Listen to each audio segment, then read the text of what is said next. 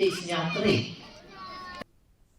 relief program was held yesterday by the Deputy Commissioner's Office in West Jaintia Hills to assist families affected by the 5th November hailstorm.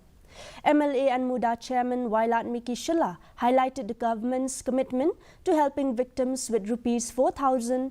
allocated per affected household based on damage assessments. Additionally, farmers whose crops were damaged will receive Rs 8,500 per hectare. The program covered 5 villages with 113 households identified for aid.